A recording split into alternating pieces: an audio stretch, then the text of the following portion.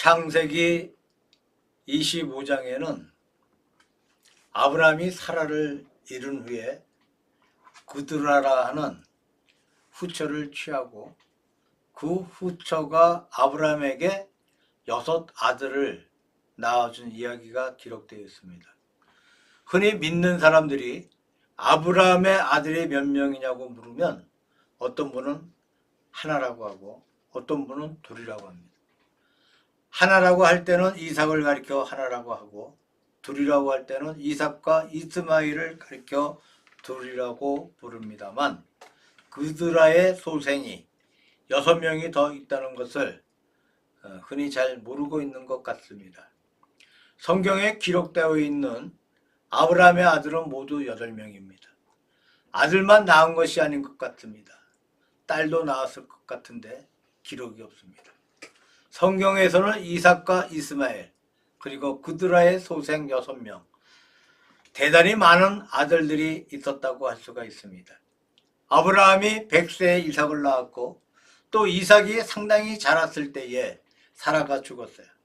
자, 사라가 죽은 후에 결혼을 했는데 이삭이 결혼했을 때 나이가 40세가 되었다고 합니다. 그때 아브라함의 나이가 상당히 많은 셈이 됩니다. 그런 나이 많은 사람이 다시 또 후처를 보고 또 많은 자녀를 낳았다고 하니까 참 굉장한 사실이라고 생각이 됩니다. 하여튼 많은 아브라함의 자녀들이 있었다는 그러한 말씀입니다.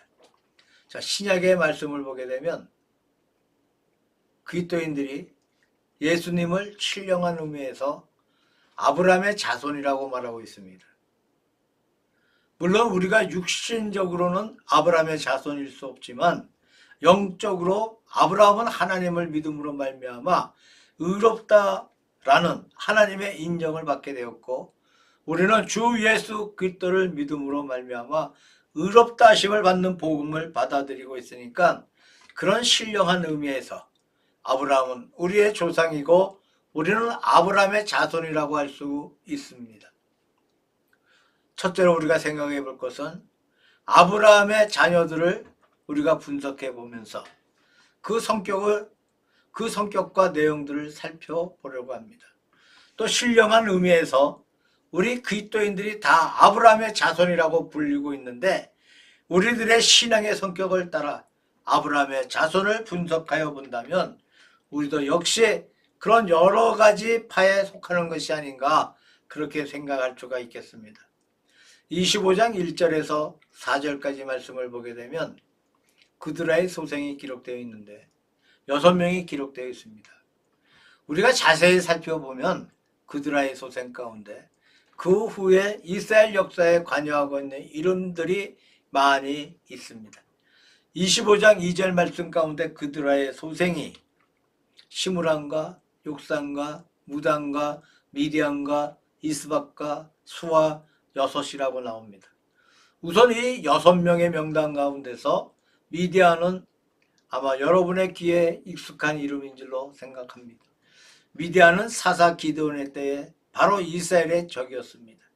미디안의 군대, 그 군대의 수가 메뚜기처럼 많아서 이스라엘을 박해했는데 이스라엘 사람들이 농사를 지을 때도 대낮에 짓지를 못하고 산중에서 몰래 짓기도 했고 곡식을 심으면 그들이 와서 다 빼앗아가 버렸다는 그러한 기사가 나와 있습니다. 기드온이 하나님의 부르심을 받아 나가서 미디안 군대를 격파한 사건이 사사기에 기록되어 있습니다. 또 요셉이 애굽으로 끌려갈 때에 미디안 상구들이 와서 그를 사서 애굽에 팔아버렸다는 그러한 말씀이 있습니다. 미디안 사람들은 대상을 이루어 사막을 낙타를 타고 다니면서 장사를 하면서 살던 민족인데 그들이 요셉을 사서 보디발의 집에 비싼 값에 팔아버리고 상당한 돈을 번 것이 아닌가 생각해 봅니다. 거기에 요셉을 팔아넘긴 사람이 바로 미디안 상인들이었다는 말씀을 볼 수가 있습니다. 그 다음에 욕산이 스바와 드단을 낳았다고 했습니다. 이들은 아브라함의 손자입니다. 또 드단의 자손은 아수르 족속과 루드시 족속과 루음미 족속이라는 그러한 말씀이 있습니다. 자, 여기에 아수르 족속은 대단히 유명한 족속이었습니다. 고대 사회에서 아수르 대왕국을 형성하고 크게 세상을 제패하고 이스라엘을 아주 핍박했던 대제국이었습니다. 요나서에 보게 되면 하나님께서 요나에게 아수르 백성에게 가서 전도하라.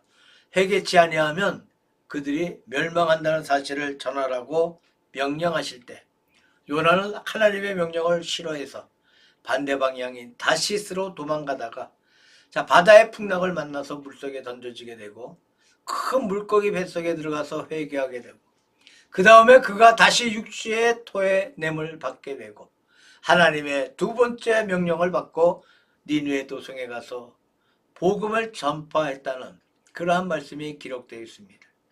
여기에서 볼 수 있는 사실은 이스라엘과 아수르는 원수지간이라는 거예요. 서로 원수가 멸망하는 것이 당연하다는 것입니다. 니느웨가 구원받는 것을 요나가 원치 않았다는 사실입니다. 물론 요나의 편협된 마음이 있기는 하지만 그 당시의 국가적 이해관계를 살펴볼 수가 있는데 이렇게 강대한 국가를 건설하고 강대한 국가가 되어서 하나님을 떠나 이방 종교 가운데 살면서 이스라엘의 적이 되었던 것이 그드라의 소생이었습니다. 그러므로 그드라의 소생들은 성경에 보게 되면 동방지대와 넓은 유브라데 강가 혹은 사막지대에 살면서 큰 민족을 일으켰고 끝없이 이스라엘 백성들을 괴롭히고 그들을 어렵게 하고 그들을 징계하는 민족이 되었습니다. 또 12절에서 18절까지 말씀 가운데 보면 이스마엘의 자손들, 이스마엘의 후예들이 나오는데 이스마엘은 하갈의 아들입니다. 이삭보다 먼저 태어났습니다. 아브라함이 하나님의 언약 말씀을 기다리지 못하고 하갈을 취해서 아들을 낳아 자기 후사를 삼고자 했던 그런 잘못된 생각에서 낳았던 아들이었습니다. 하갈이 이스마엘을 낳은 후에 아브라함의 가정에 큰 풍랑이 일어나고 결국에는 하갈이 이스마엘을 데리고 집을 떠나게 되었고 이스마엘은 거기에서 들판의 사람이 되고 12 아들을 낳아서 그들이 12방백이 되었다고 그렇게 기록되어 있습니다. 자, 이스마엘도 137세를 살면서 복을 받고 그 자손들이 번성하게 되었다고 기록되어 있습니다. 그런데 이스마엘의 자손은 다름 아닌 오늘의 아랍 족속이라고 믿고 있습니다. 자, 아랍 제국은 넓은 영토에 사람이 많습니다. 이들의 세계는 한마디로 말해서 신앙적으로 말하면 전 국민이 회교도입니다. 이슬람 종교 1세기입니다. 지금 우리가 볼 때 과거 이란과 이라크 전과 현재 이스라엘과 하마스 간의 이 무서운 전쟁을 수년간 계속하면서 거의 다 패배될 만큼 서로를 파괴하고 있는 가운데 있다는 겁니다.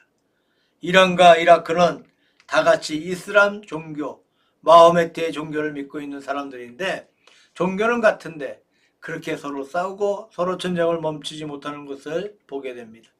무슨 명분이 있는 것 같지는 않습니다. 명분을 찾는다면 두 민족이 서로 절대 안 지겠다고 하는 그러한 감정적인 명분밖에 보이지 않습니다.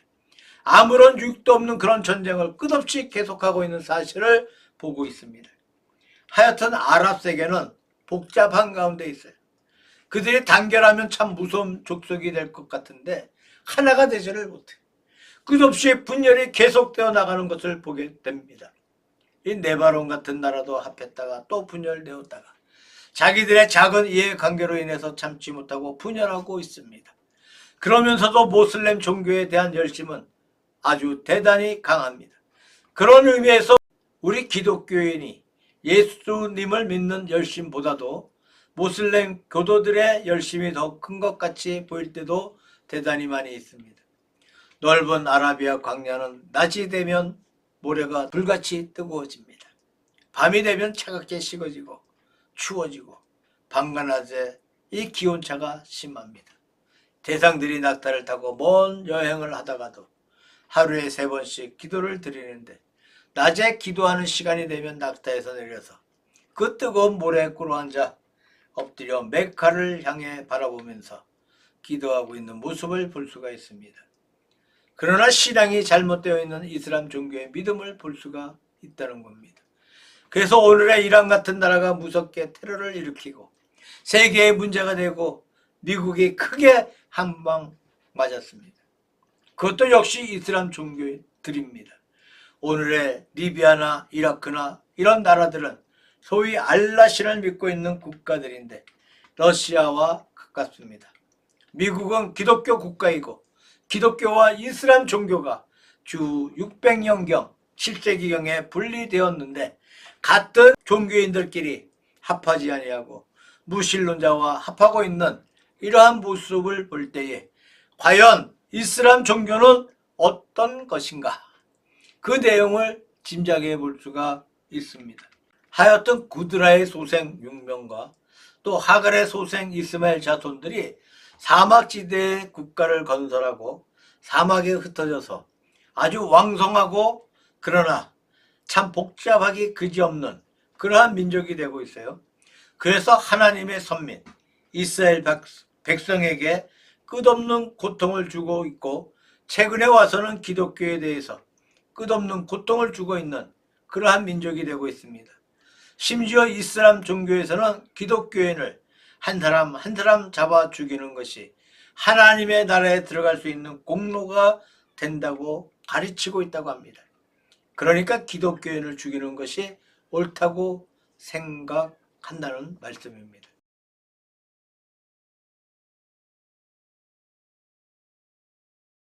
여섯 명의 자녀들, 또 이스라엘의 자녀들입니다. 이런 아브라함의 자손들의 모습을 찾아볼 수가 있습니다. 두 번째로 이삭이 쌍둥이 아들을 낳았는데 그들이 바로 에서와 야곱입니다. 이 두 아기가 복중에서부터 서로 싸우는지라. 그래서 리브가가 하나님 앞에 호소를 합니다. 하나님의 말씀이 들려오는데 큰 자가 작은 자를 섬길 것이다 라고 말씀합니다.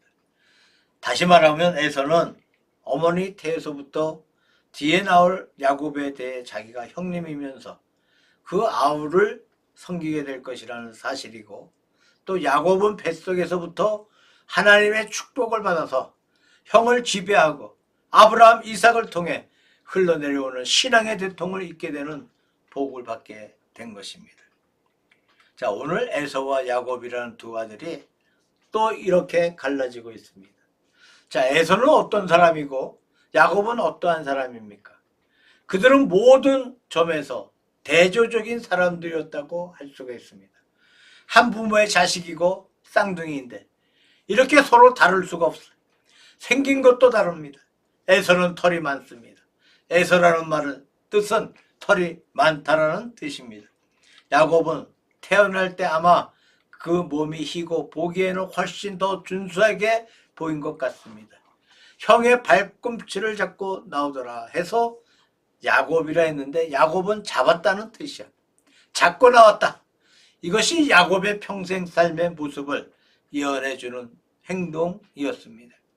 자, 동생이면서 형에게 지지 않겠다고 발꿈치를 잡고 나와서 일생을 통해 형을 능가하려고 애를 쓰고 남을 지배하려고 애쓰는 이 야곱의 초조한 모습을 찾아볼 수가 있습니다. 자, 이 야곱의 이름은 야복강가에서 개명되었는데 그가 아람에서 올 때의 형의 습격을 대비하면서 큰 고민 가운데 밤을 세우면서 기도할 때에 천사가 나타납니다. 천사와 씨름하면서 천사에게 말하기를 나를 축복해 주십시오. 그렇지 않으면 놓지 않겠습니다 라고 호소할 때 내 이름이 무엇이냐? 제 이름은 야곱이로소이다. 다시는 야곱이라 하지 말라. 이스라엘이라 하라. 그래서 야곱은 새로운 이름을 받게 되고 이스라엘로 불리게 됩니다. 그때까지가 야곱으로서의 일생이었습니다. 야곱이라는 그 이름에는 그의 과거 생활 가운데 초조한 모습이 잘 묘사되고 있습니다. 자, 에서와 야곱은 날 때부터 대조적이었고 성격도 대조적입니다. 에서는 들사람이었고 야곱은 집사람이었습니다.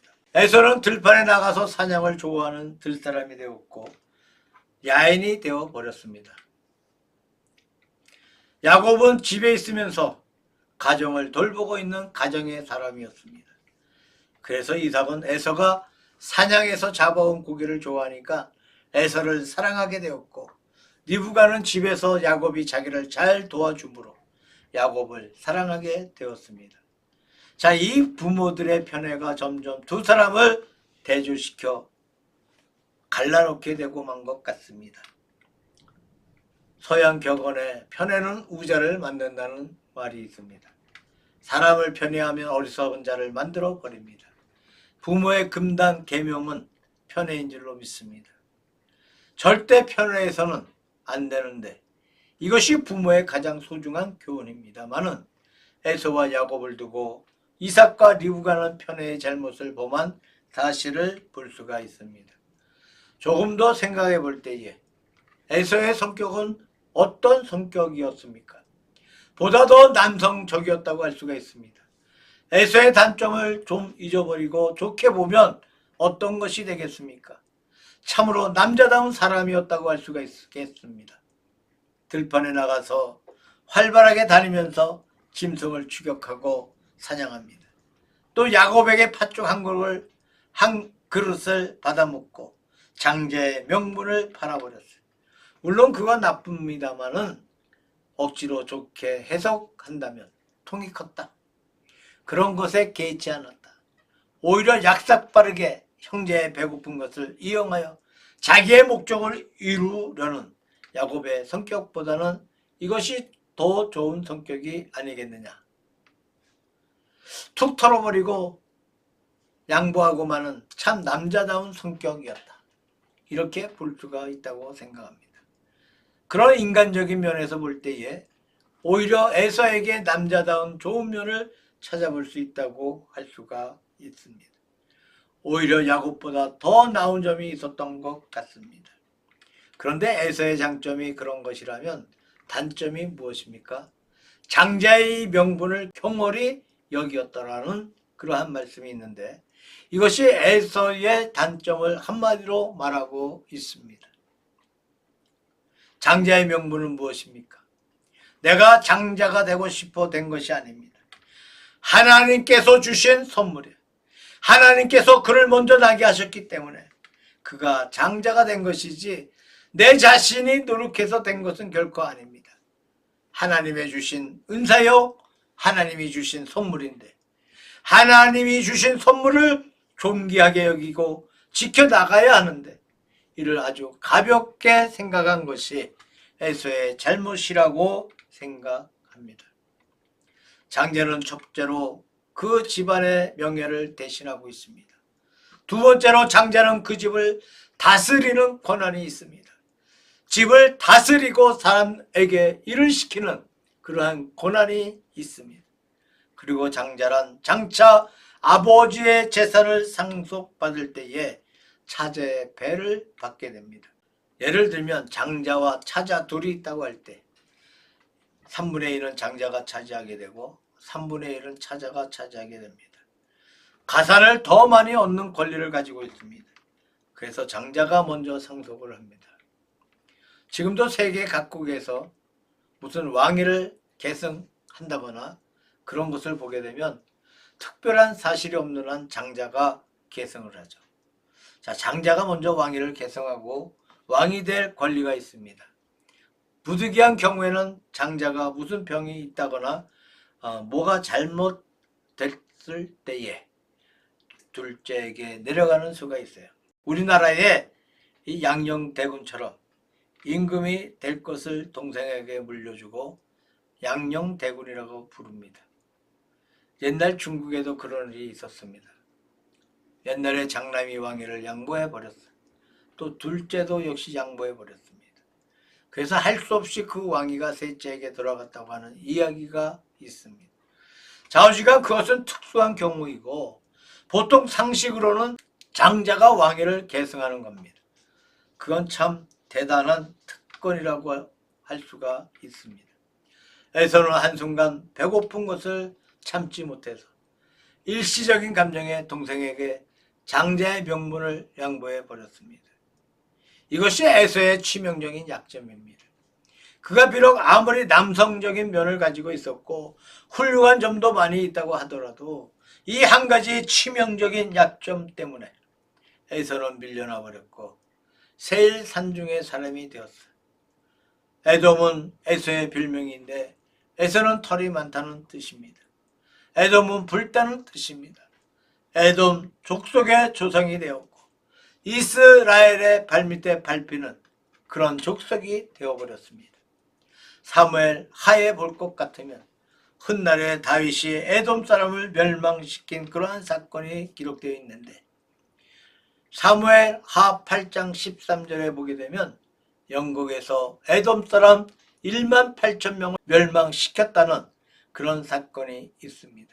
이렇게 이스라엘을 괴롭히고 해서는 안 되는 일을 하다가 그만 짓밟히고 죽임을 당하고 마는 그런 불쌍한 민족이 되고 말았어요. 하나님께서 주신 장자의 명분을 경홀히 여겼습니다. 이것이 에서의 치명적인 약점이 있었다고 볼 수가 있습니다. 야곱은 그와 정반대의 사람이에요. 그런 가정적인 사람이고 꼼꼼한 사람이고 내적인 사람이고 에서처럼 그런 화끈한 남성다운 면이 없고 오히려 여자답다고 할까요? 내적인 사람이고 또 어떤 의미에서는 간교한 사람이고 계획을 잘 꾸며서 장자의 명분이나 빼앗아 먹고 재물이나 빼앗아 먹는 오히려 인간적으로 볼 때에 결코 칭찬할 수 없는 떳떳하지 못한 그런 인격자이었습니다. 그런데 야곱이 어떻게 이스라엘의 축복의 대통을 이어가는 것입니까? 야곱에게는 하나님의 축복을 간절하게 기다리고 있는 믿음이 있었기 때문입니다. 자, 인간적인 단점은 많았지만 하나님의 축복을 간절하게 대망하고 하나님의 축복을 의지하고 하나님 앞에 간구하는 믿음이 있어서 야곱은 복의 사람이 되었다는 것입니다. 야곱은 자신의 잘못 때문에 많은 눈물과 고통과 징계를 받았습니다. 그러나 하나님의 큰 구원의 대통은 야곱에게로 갔다는 겁니다. 그래서 야곱은 하나님의 큰 복을 받아서 야곱의 아들들이 12지파로 갈라지고 이스라엘의 큰 지파를 이루고 축복받는 민족의 조상이 되었고 지금도 우리가 볼 때에 이스라엘 사람들, 유대인이라고 불리는 한 민족을 기록하고 있습니다. 야곱은 세계에서 머리 좋기로 유명한, 능숙하기로 유명한 유대인들의 조상이 되고 있어요. 무엇 때문에 그렇게 되었습니까? 그것은 하나님의 축복을 간절하게 기다리는 믿음이 있었기 때문이라고 생각합니다. 마지막으로 아브라함의 자손을 우리가 이렇게 분류할 수 있습니다. 처음에 말씀드린 것처럼 우리 믿는 모든 성도를 가리켜서 신령한 아브라함의 자손이라 말씀드렸습니다. 우리는 영적으로 아브라함의 자손입니다. 우리는 마음으로 하나님 앞에 믿음을 지켜나가고 마음으로 하나님의 의를 이루어 나가는 참 이스라엘 사람입니다. 사도 바울도 그렇게 말씀하고 있습니다. 그렇다면 우리가 영적인 아브라함의 자손일 것 같으면 아브라함의 자손들 가운데 몇 가지 타입이 있듯이 우리 믿는 성도 가운데도 그럴 수 있다고 할 수 있습니다. 첫째, 그드라의 소생들과 또 이스마엘의 자손처럼 세상 가운데 섞여서 하나님의 사업에 오히려 방해를 주고 있는 이스라엘 민족을 괴롭히고 방해했던 민족이 된 그런 민족이 있습니다. 이것은 뭐냐 하면 하나님의 사업에 관심이 없고 하나님의 사업을 오히려 방해하고 있는 그러한 신자가 될 수가 있다는 겁니다. 하나님의 거룩한 사업에 대해서 내가 책임진다는 생각을 하지 아니하고 그저 쉽게 파괴하고 자기도 알지 못하게 방해자가 되는 그러한 경우가 많이 있다고 할 수 있습니다. 내가 하나님의 적이 되어 있다거나 내가 하나님의 사업에 방해가 되고 있다는 것을 안다면 문제가 아니지만 우리는 그것을 깨닫지 못하고 살고 있습니다. 내가 모르고 살고 있음에도 불구하고 우리는 하나님의 사업에 사실상 도움보다도 방해가 되는 그러한 때가 많이 있다고 생각합니다. 우리의 중심에 주님을 사랑하지 않고 세상 쪽으로 흘러갈 때 이렇게 어려운 말들을 많이 듣습니다. 교회가 세상의 손가락질을 받게 되고 믿는 사람들이 안 믿는 사람들의 비판의 대상이 되고 있습니다. 그런 말이 물론 안 믿는 사람들의 편파적인 생각도 있긴 하겠지만, 그러나 그들의 편파적인 생각으로만 돌리고 말 것이 아니고 우리 자신들이 그러한 문제를 조용히 반성하고 생각하고 뉘우쳐야 할 필요가 있는 줄로 믿습니다. 그 다음에 두 번째로 에서 같은 신자가 있는데, 세상에서 볼 때 남성답다고 할까요? 인간답다고 그럴까? 화끈하고 좋은 점이 많이 있습니다. 그래서 사람들에게는 친근감을 주고 존경을 받을 수도 있어요. 그런데 참 치명적인 문제는 이 신앙적인 문제에 열심이 없다는 거예요. 기도를 열심히 하지 않아. 우리가 인간적인 양식이 있고 인간적으로 존경할 만한 점이 있다고 하지만, 그러나 신앙에 열의가 없고 신앙에 열의가 없고 하나님께 은혜를 받으려고 애쓰는 것이 없고 하나님께 간구하는 것이 없는 그런 타입이 있고, 그와 반대로 인간적인 결함은 많은데, 부족함이 많은데, 야곱처럼 잘못된 점이 많은데 부득불 하나님 앞에 은혜를 받겠다고 노력하고 기도하고 애쓰는 그런 타입이 있습니다. 이 둘 중에 어느 것이 마지막에 승리를 거두느냐? 에서가 아니고 야곱이었습니다. 에서는 밀려서 에돔파가 되어버렸어요. 야곱이 축복의 대통을 이어갔다는 그러한 말씀입니다. 울어도 못하네, 참아도 못하네, 힘써도 못하네, 믿으면 하겠네, 그러한 찬송이 있는데, 물론 그렇다고 해서 우리가 인간적인 노력이나 교양 같은 것을 무시하는 것은 아닙니다. 힘써야 하겠지만, 그러나 우리의 구원은 믿음에 있다는 이 사실을 에서와 야곱의 역사에서, 더구나 아브라함의 많은 자손들의 분포와 그들의 일생에서 찾아볼 수 있다고 믿습니다. 우리가 어떤 형의 신자가 되었으면 좋겠습니까? 구드라의 자손 같은 그런 형, 다시 말해서 하나님의 역사에 적이 되는 그런 형이 되겠습니까? 에서와 같이 세상적으로 남성적이고 좋기는 하지만 믿음에서 멀리 가는 그런 형이 되겠습니까? 좀 인간적인 결함이 있기는 하지만 그러나 믿음으로 살려고 노력하고 마지막에는 하나님의 책찍과 징계를 받아가면서도 축복의 대통을 이은 야곱 같은 형이 되겠습니까? 우리가 조용하게 우리 자신을 반성해 보아야 할 그러한 말씀이라고 생각이 됩니다. 우리는 야곱의 자손처럼, 순수한 이스라엘의 자손처럼 믿음으로 살고 믿으면서 복을 받는 신앙을 갖도록 노력해야 하겠습니다.